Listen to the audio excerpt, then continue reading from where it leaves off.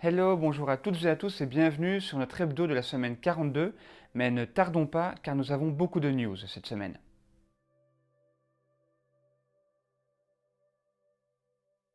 Dimanche dernier, une macabre vidéo a été mise en ligne sur internet montrant le massacre d'une famille d'orques en Indonésie et plus précisément à La Malera.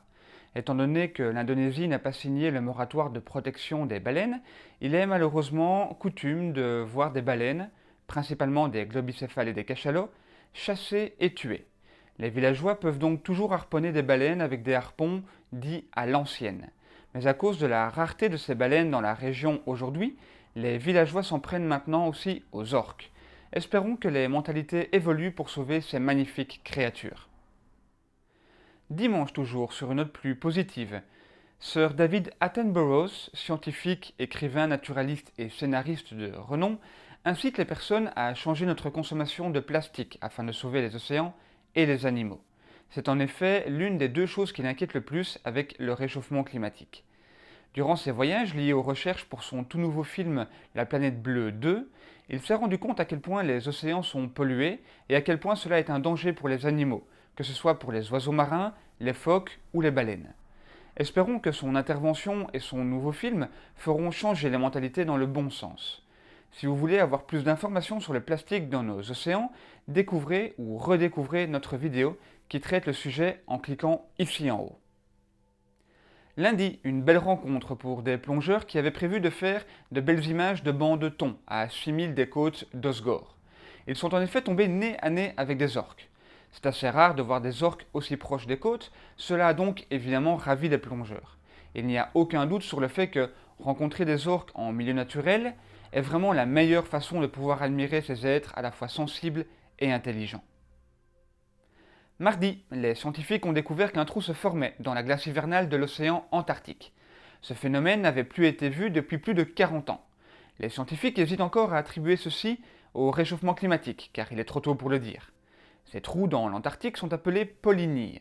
Ce phénomène, assez commun, est pourtant ici exceptionnel, à cause de sa taille et du fait que le trou se forme assez loin du large. En effet, il semblerait que les polynies seraient la conséquence d'un cycle naturel. Les courants font remonter l'eau chaude qui libère de la chaleur dans l'air, faisant ainsi fondre la glace.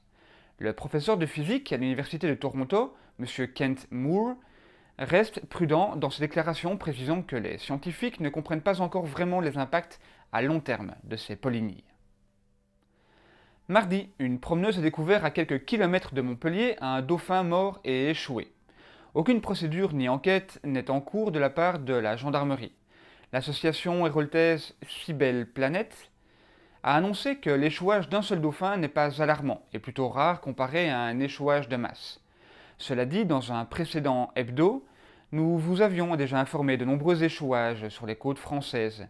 Cette information n'est donc pas à prendre à la légère et nous continuerons de vous informer à ce sujet dans les semaines à venir. N'oubliez pas le numéro de l'Observatoire national Pélagis à contacter directement si vous découvrez un animal échoué, mort ou vivant. Le numéro est le 05 46 44 99 10. Vous retrouverez ces informations dans la description de la vidéo ici en dessous. Mercredi, nous recevions des nouvelles de Lolita, l'orque solitaire du Miami Seaquarium. Et pour une fois, ces nouvelles semblent très positives. En effet, le maire de Miami, Philip Levine, a confirmé sur les réseaux sociaux que le vote de Miami Beach est unanime. Il faut libérer Lolita. Il ajoute avoir envoyé une lettre à tous les maires de Floride afin de faire pression sur le Miami Seaquarium pour libérer Lolita de sa prison.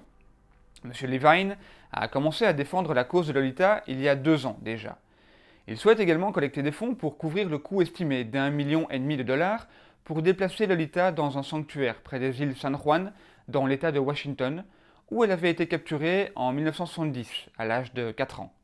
L'ONG Orca Network déclare pouvoir s'occuper d'elle et en être prêt. Nous saluons cette belle initiative et nous vous tiendrons bien évidemment informés de la suite. Jeudi, un sauvetage avec une fin heureuse pour cette baleine de 15 mètres de long qui était coincée dans le vieux port de Marseille. En effet, vous l'avez sans doute vu dans les différents médias, la baleine était incapable de faire demi-tour étant donné la taille de l'animal et l'étroitesse du port. 3 plongeurs du bataillon des marins-pompiers de Marseille l'ont donc aidé à se retourner. Il s'agissait d'un rorqual commun, deuxième plus grand mammifère au monde après la baleine bleue et espèce commune en Méditerranée. Souhaitons-lui bonne chance et surtout de ne pas être trop curieuse à l'avenir pour éviter qu'elle ne se blesse dans de telles conditions. Le même jour, de bien tristes images circulaient sur les réseaux sociaux. On pouvait y voir une marée de plastique et de polystyrène entre les îles de Ratán et Cayos, au large des côtes du Honduras. Les quelques images que vous voyez ici parlent d'elles-mêmes. Eric Solheim, directeur de l'ONU Environnement, appelle à prendre conscience du problème plastique et de trouver rapidement une solution à ce fléau mondial. Vendredi, encore des nouvelles de ce tueur silencieux qu'est le plastique. Accompagnant l'association RSPB, une équipe de Sky News a en effet été témoin de sauvetage d'oiseaux marins qui étaient pris dans les filets de plastique. Ils sont allés sur l'île de Grassholm, au large des côtes du Pembrokeshire, où les oiseaux adultes utilisent des filets de pêche et fils de pêche pour construire leur nid. Malheureusement, en utilisant de tels éléments pour leur nid, ils peuvent s'emprisonner et ainsi mourir ou se blesser gravement. Les nouveau-nés sont eux aussi en danger, car ils peuvent s'empêtrer dans ces mêmes filets, se blessant gravement et les empêchant de voler. Pourquoi utilisent-ils du plastique pour leur nid, me direz-vous?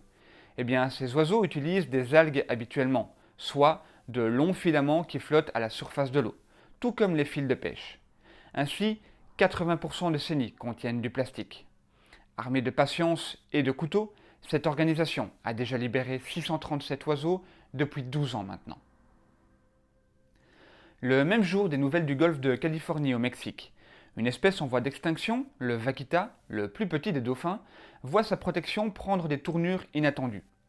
En effet, alors que l'association Sea Shepherd vient d'annoncer une 4e campagne en 4 ans pour protéger ces vaquitas, une autre organisation, avec le soutien du gouvernement mexicain, a une autre façon, plus controversée, d'aider cette espèce qui ne compte pas plus de 30 individus.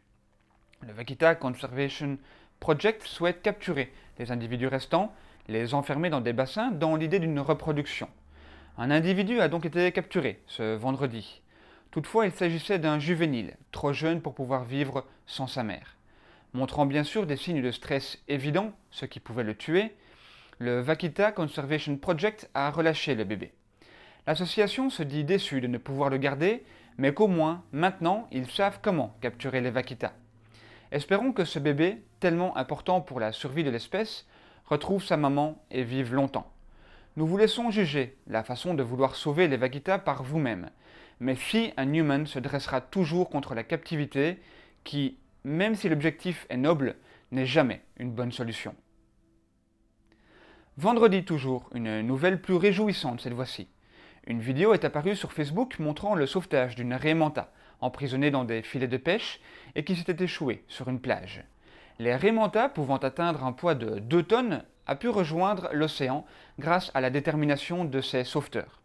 Une dizaine de personnes ont collaboré pour couper les filets, libérer l'animal et la repousser au large. Nous félicitons ces personnes pour ce geste permettant à cette raie manta, appelée aussi diable des mers, d'avoir retrouvé la liberté. Enfin, ce samedi, ce sont encore de mauvaises nouvelles que nous devons vous rapporter. Depuis janvier 2017, l'association Mare Nostrum a recensé 136 dauphins morts en mer Noire, victimes pour la plupart de la pêche. Et c'est donc ce samedi qu'ils ont annoncé que cette saison fut la plus meurtrière pour les dauphins depuis 2012. Cette association souligne également que ces dauphins morts et échoués sur les côtes ne sont que la partie visible de l'iceberg, car habituellement les dépouilles de dauphins coulent au fond de la mer. Les militants de cette association essayent de travailler avec les pêcheurs pour changer leur technique de pêche, afin d'éviter la prise de ces dauphins dans leurs filets. Mais cela s'avère délicat car de nombreux pêcheurs considèrent les dauphins comme des rivaux. Merci à cette association et aux efforts déployés. Espérons surtout que leur combat finira par une victoire de la préservation des cétacés dans cette région du globe. Voilà, beaucoup de news cette semaine, comme vous l'avez remarqué. Désolé pour les conditions un peu plus difficiles qu'à l'accoutumée. Nous continuerons malgré tout de vous informer dans notre prochain hebdo. N'oubliez pas de liker, de commenter et évidemment de partager. Prenez soin de vous et des océans et à la semaine prochaine. Réciproquement vôtre.